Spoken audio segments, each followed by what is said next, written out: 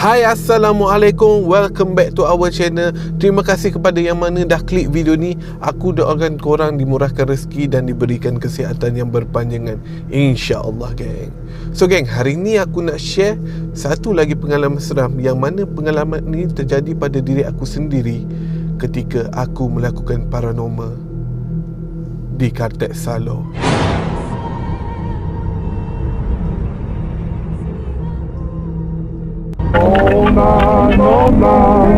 Zaman sekarang tak boleh sedot, tak boleh dilarang. So Kartet Salo ni terletak di highway yang menghubungkan antara Kota Baru ke Pasir Mas. Maknanya Kartet Salo ni terletak di Kelantan lah, untuk siapa yang belum tahu kan. So untuk pengetahuan korang, yang mana Kartet Salo ni sebenarnya dah lama tutup. Kalau tak silap aku, Kartet Salo ni ditutup pada tahun 2018. Maknanya Kartet Salo ni geng dah lama tutup. Tetapi geng, bila Kartet Salo ni dah tak beroperasi, aku dengar banyak cerita seram berkenaan dengan Kartet Salo ni.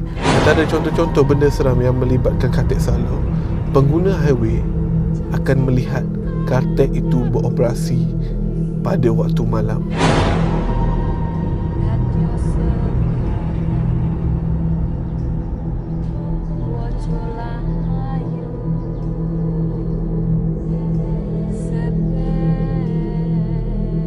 Korang bayangkan, kartet tu sebenarnya dah lama tutup, tapi bila orang lalu guna highway tu, dia lihat kartet tu beroperasi macam biasa kan? Walhal kartet tu sebenarnya dah lama tutup. Dan banyak lagi lah pengalaman seram yang berkaitan dengan Kartet Salo ni. Sebagai contoh, kelibat lembaga hitam dekat kaunter, dan ada juga yang nampak kelibat langsui di Kartet Salo. So kalau korang nak tahu, yang sebelah Kartet Salo tu ada satu tanah perkuburan lama, dan di depan tanah perkuburan lama tu ada sebuah gerai, yang mana gerai tu dipercayai bekas gerai sate. So menurut cerita yang aku dengar, pengguna highway, terutamanya pengguna highway pada waktu malam, sering melihat gerai sate itu beroperasi pada waktu malam. Yang menyeramkan, ada pengguna highway yang singgah untuk membeli sate di situ. Walhal gerai sate itu sebenarnya dah lama tutup. Yang menjadi persoalan, siapa yang menjual sate? So berbalik pada cerita aku, benda ni kalau tak silap aku berlaku pada tahun 2019. Maknanya tak lama sangat lah benda ni, macam baru lagi berlaku kan. Pada 2019 tu Kelantan ni macam gempa dengan orang kata cerita-cerita seram yang melibatkan Kartet Salo. So pada masa tu ramai orang yang pergi ke Kartet Salo tu semata-mata untuk melihat dan merasakan sendiri pengalaman seram di Kartet Salo. So tak terkecuali aku sendiri pun tertarik untuk pergi ke Kartet Salo. Bukan apa geng, sebab aku dengar macam-macam cerita berkenaan dengan Kartet Salo. Penampakan lembaga hitam lah, penampakan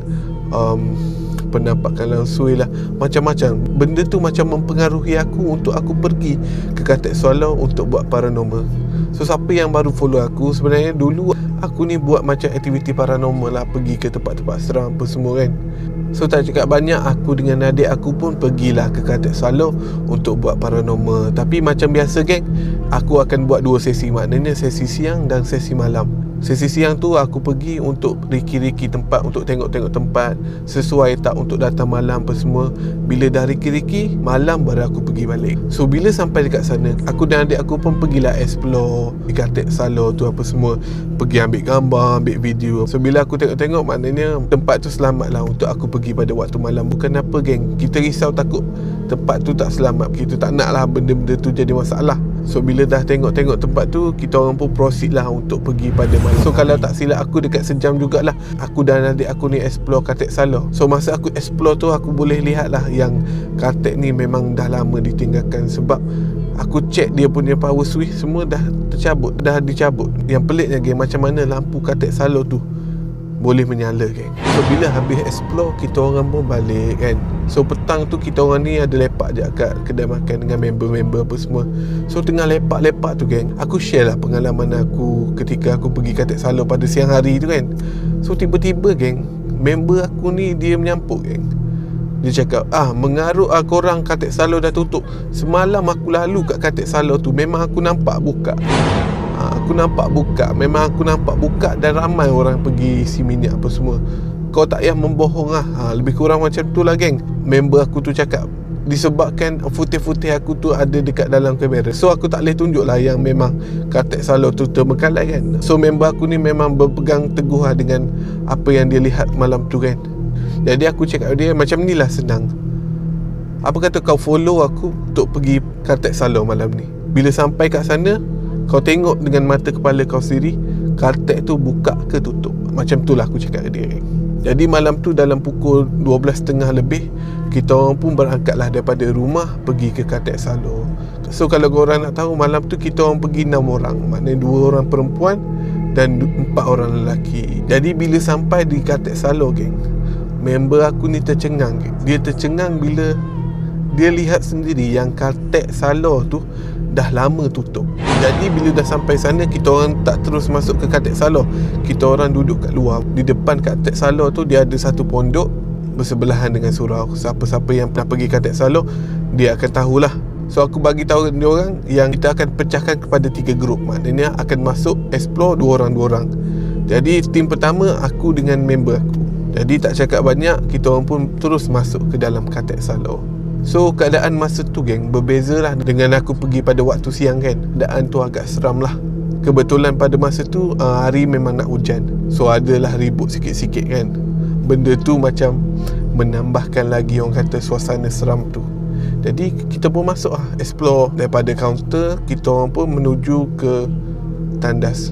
Jadi masa aku nak masuk ke kawasan tandas tu geng, tiba-tiba geng, dinding di Khatib Salo, dinding dia tu zeng, tiba-tiba macam ada orang ketuk. Dan member aku pun dengar. Masa tu member aku dah gelabah lah. Lepas tu aku cakap tak ada apa, kita pun terus lah explore dan kita terus balik ke pondok tadi. Jadi bila sampai kat pondok, tim 2 pula yang pergi. Masa tu aku dah ada kat luar lah. Tim 2 tu maknanya adik aku dengan member aku seorang lagi. Dia orang pun masuk lah. Jadi dekat luar tu adalah seorang member aku ni. Kita orang perhati ada orang yang masuk kat dalam tu kan. Adalah member aku ni. Member aku ni kalau korang nak tahu, dia ni boleh nampak lah benda-benda macam tu kan.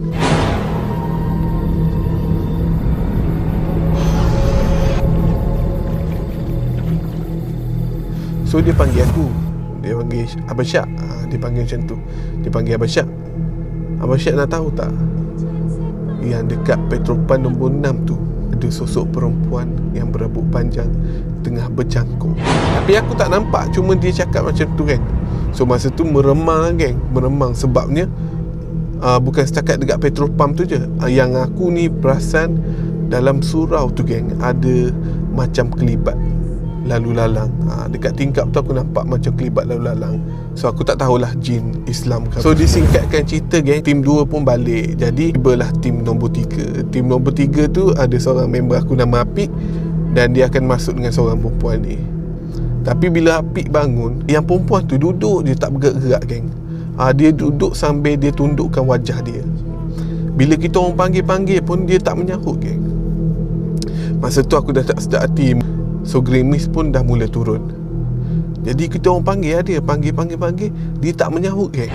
Adik aku dah tanya aku dah, so macam mana ni, nak teruskan ke tak? Aku pun cakap, kalau tengok keadaan ni macam tak mengizinkan. Aku cakap macam tu. So ni terpaksa balik ni.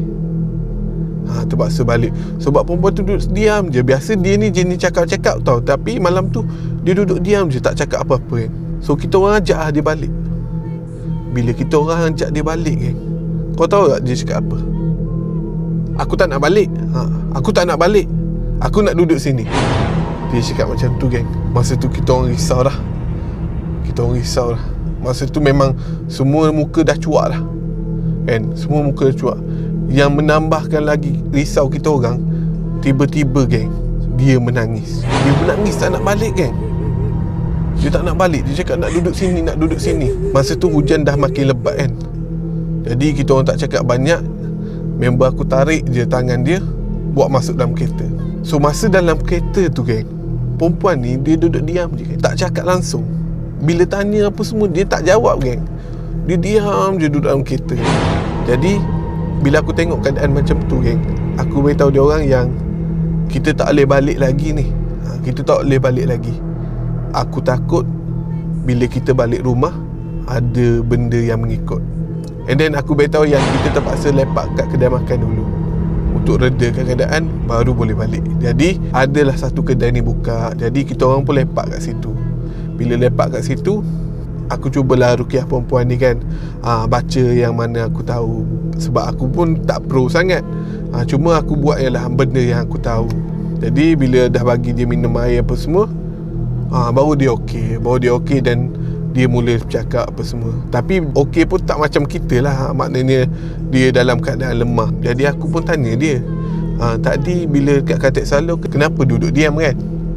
And then dia cakap, yang ni dia beritahu aku. Masa tu aku dah meremang lah. Perempuan tu beritahu yang masa dia dekat atas wakaf tu, dia duduk apa semua kan. Masa tu dia cakap, masa tu korang semua ada kat depan, aku seorang je duduk dekat wakaf tu kan. Dia duduk main phone apa semua.